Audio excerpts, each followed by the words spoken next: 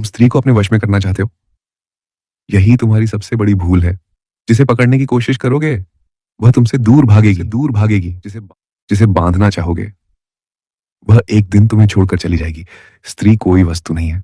स्त्री एक रहस्य है, एक नदी है जिसे रोका नहीं जा सकता। ओशो कहते हैं, जो पुरुष स्त्री के पीछे भागता है वह पहले ही हार चुका होता है। क्योंकि भागना बताता है कि भीतर तुम खाली हो, अधूरे हो, डरे हुए हो। और स्त्री पुरुष के शब्द नहीं, उसकी ऊर्जा पड़ती है।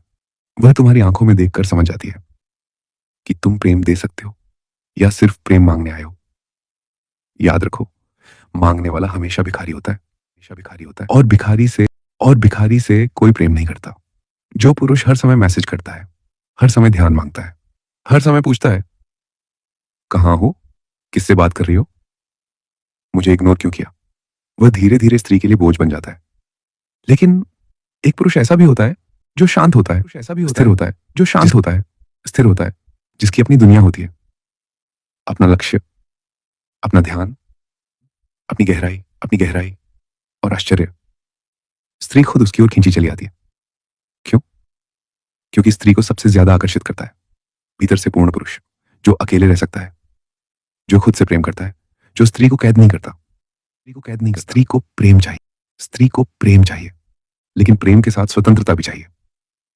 जिस दिन तुमने उसे पिंजरे में बंद करना चाहा, उसी दिन उसका प्रेम मरना शुरू हो जाता है। ओशो कहते हैं, अगर किसी पक्षी से सच में प्रेम है, तो पिंजरा मत बनाओ, आकाश बन जाओ। फिर देखना, वह पक्षी कहीं नहीं जाएगा। सच्चा आकर्षण चेहरे से नहीं आता, ना पैसों से, ना चालाकी से। सच्चा आकर्षण आता है तुम्हारी शांति से, तुम्हारी स्थिरता से, तुम्हारे मौन से।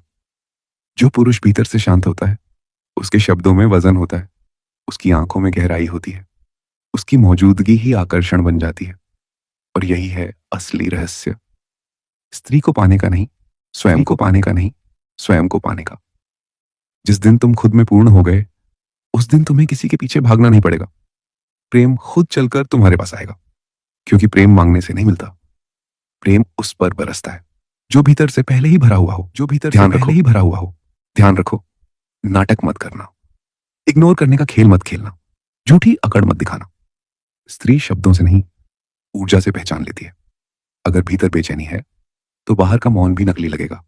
इसलिए बदलो बाहर नहीं, भीतर। ध्यान में जाओ, स्वयं को जानो, अपने अकेलेपन